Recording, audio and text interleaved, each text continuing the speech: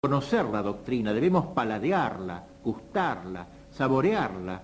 Nuestra vida debe irse desarrollando en este crecimiento también en sabor espiritual, en gusto espiritual. Y asimismo Cristo crecía en gracia, en gracia. No porque no la tuviera toda en grado enorme desde el primer instante, digamos, de su concepción, pero sí porque iba manifestando la gracia en su buen obrar, en las virtudes que desplegaba al hacer las cosas. Nosotros, en cambio, crecemos realmente en gracia en el sentido de que debemos ir progresando en nuestra vida espiritual. Dios nos llama a crecer. Dios no nos ha dicho sed más perfectos que el vecino, sino sed perfectos como vuestro Padre Celestial es perfecto. Es decir, la medida del crecimiento es sin medida. Debemos crecer siempre más y más. Debemos crecer. ¿Cómo se crece en la gracia? Se crece desarraigando los defectos, plantando las virtudes, los hábitos de las virtudes. Digamos, como dice un proverbio chino, a fuerza de limar y de limar, de una viga se puede hacer una aguja. Finalmente, tercer y último punto de esta contemplación, nos dice el Evangelio que Jesús era el hijo del carpintero.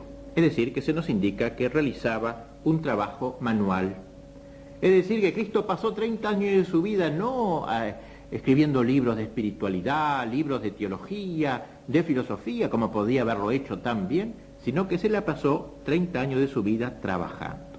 Es que Cristo nos quiere enseñar a valorar el trabajo, ese trabajo cotidiano que nosotros tenemos, valorar el trabajo. Por eso debemos entender cómo las acciones que hacemos cobran, cuando se la hace con espíritu sobrenatural, un gran valor. Vemos en las imágenes que ahora se exponen cómo está el hombre trabajando, cómo lo pintó en la Edad Media, por ejemplo, al hombre que estaba trabajando y estaba realizando esa obra del trabajo en nombre de Dios, imitando al Cristo.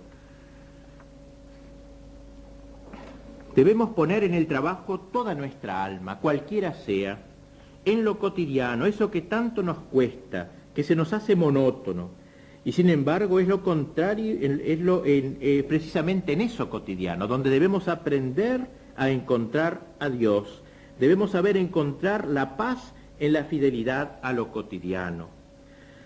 No temer, pues, la ocultez de nuestra existencia. Trabajemos en una fábrica, trabajemos en el campo, hagamos un trabajo intelectual, estemos en un hospital, lo que sea.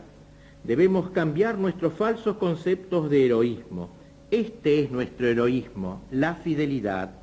Casi todos son capaces de un impulso, de un heroísmo momentáneo, pero las almas grandes se dan a conocer en la continuidad.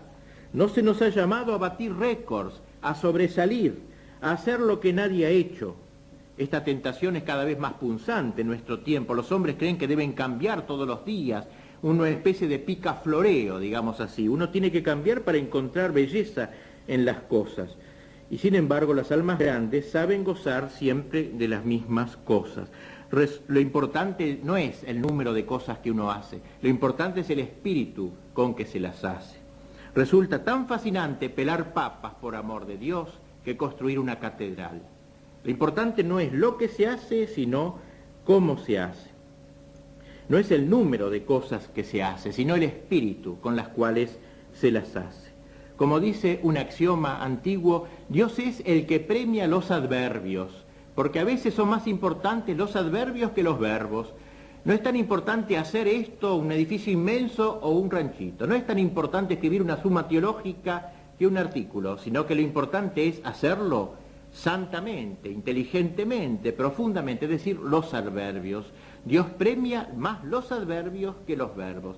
Si uno hace muchísimas cosas, pero no las hace justamente, santamente, esas obras pierden gran parte de su valor.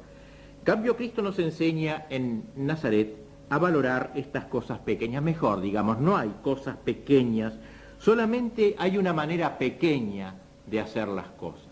Santa Teresita del Niño Jesús barría corredores, y al barrer corredores pensaba en todo el mundo, por eso es patrona de las misiones. Parece medio raro esto, como patrona de las misiones nunca salió del convento, pero su espíritu era misional, Cuando lavaba los platos, lo lavaba por la salvación de todo el mundo.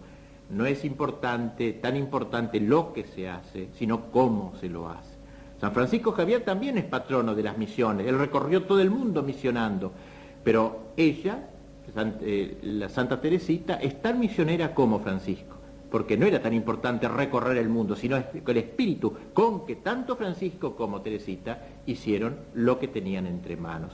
Esta es la lección de Nazaret, la lección que nos da Cristo de cómo poder santificarnos a través del trabajo.